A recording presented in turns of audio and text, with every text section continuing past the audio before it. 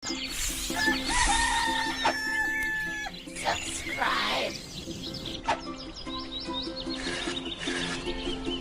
Udah gampang itu mah, ntar gue yang mikirin. Aki-aki mana ngerti soal AI sih? Atur dah kalau gitu. Lu lebih jago kalau soal ginian. Siap, tenang. Ya udah ya Dot, ngeri orangnya denger. Dia lagi atraksi noh depan bapak gua. Ya udah siap. Udah dulu ya, gue juga lagi ngerjain tugas kuliah nih. Oke, bye. Ya udah ya Pak Alek, saya pamit dulu. Pak Rungkat, Iya kenapa? kalau butuh karyawan cowok, suami saya ajak ya. Dia lagi nggak jualan, Pak Rungkat. Iya bener Pak Rungkat, saya mau kok jadi apa aja. Jadi simpenan Tante Molly mau nggak? Enak aja lu. Ini orang siapa sih? Emangnya lu mau juga, Dok? Ya kapan gue bilang mau sih elah. Kirain gue tabok lu. Ya udah ya. Saya pamit dulu ya semuanya.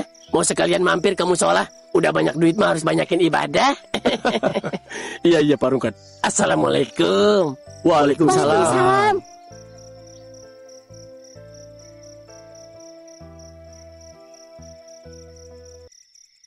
Pak, Robi pamit dulu Pak. Ya Bi.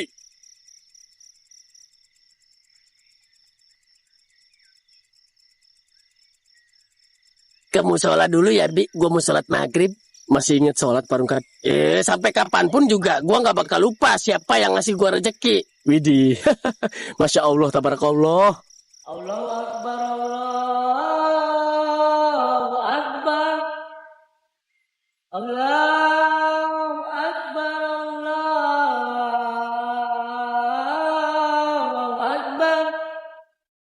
Asyhadu an la ilaha illallah.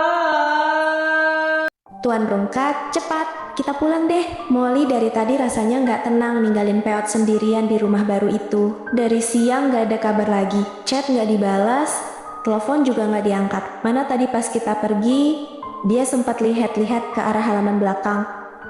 Terus lagi, padahal area itu kan sudah dilarang sama Pak D buat didatangi sembarangan. Katanya jangan sering ke sana dulu sebelum rumah banner-banner dibersihkan semua. Nah, ini yang bikin Molly cemas. Takutnya si Peot malah penasaran sendiri, terus nekat masuk. Tuan juga tahu sendiri kan, sifat dia. Kalau dibilang jangan malah makin ingin tahu. Kemarin aja lihat pintu gudang sedikit kebuka, langsung pengen ngintip. Dia tuh tipe manusia yang kalau lihat tulisan dilarang masuk malah mikir, wah pasti ada sesuatu menarik, padahal kita juga nggak bener-bener tahu ada apa di belakang rumah itu. Memang sih Pak D bilang, paling cuman kebun lama sama bangunan kosong bekas gudang. Tapi suasananya beda banget loh Tuan. Tadi pas Molly lewat sebentar aja, bulu kuduk rasanya berdiri sendiri. Pohonnya beser-beser, terus jalannya sempit, banyak daun kering lagi. Kalau sore sedikit aja suasananya langsung gelap. Dan yang bikin Molly nggak nyaman itu, sunyi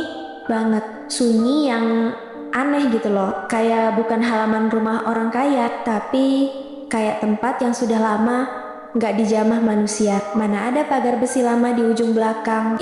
Jangan-jangan memang ada sesuatu yang disembunyikan di sana. Tapi jangan negative thinking dulu sih, mungkin cuma gudang tua biasa. Cuma ya itu, kalau Peot sudah penasaran susah. Takutnya sekarang dia malah muter-muter belakang rumah sambil bawa senter, terus nanti panik sendiri dengar suara kucing lompat, atau lebih parah lagi, dia nemu ruang rahasia terus buka-buka barang orang. Aduh, jangan sampai deh Tuan.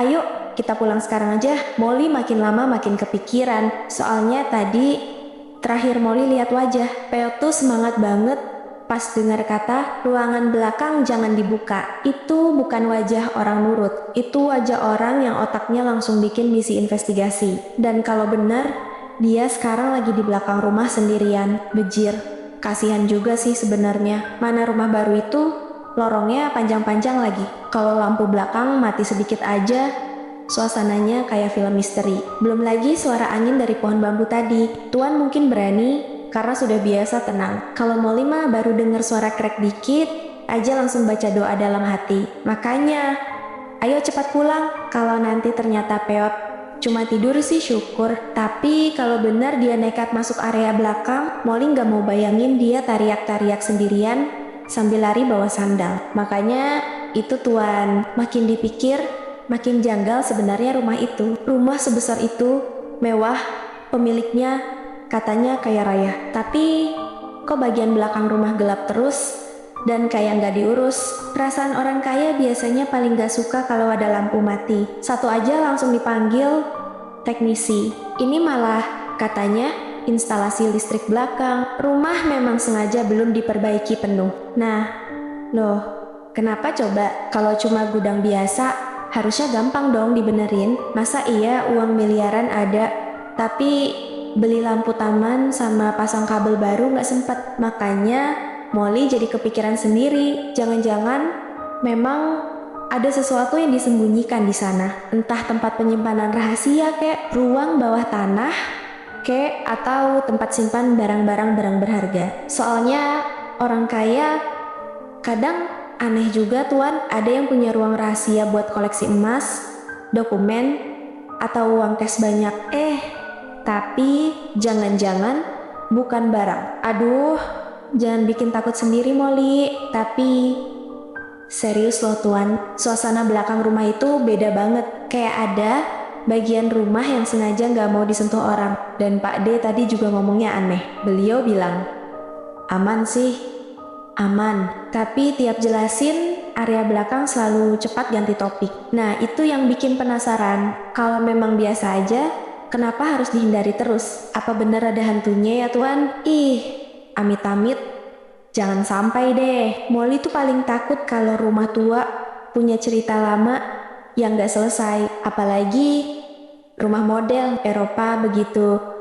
Biasanya kalau di film-film suka ada lorong rahasia atau ruang terkunci puluhan tahun. Dan si Peot itu lagi sendirian di sana. Aduh, makin gak tenang Molly jadinya. Takutnya dia malah nemu sesuatu, terus sok berani buka-buka sendiri. Nanti kalau ternyata cuma gudang kosong, syukur. Kalau ternyata ada suara aneh sedikit aja, paling dia langsung lari sambil teriak manggil kita.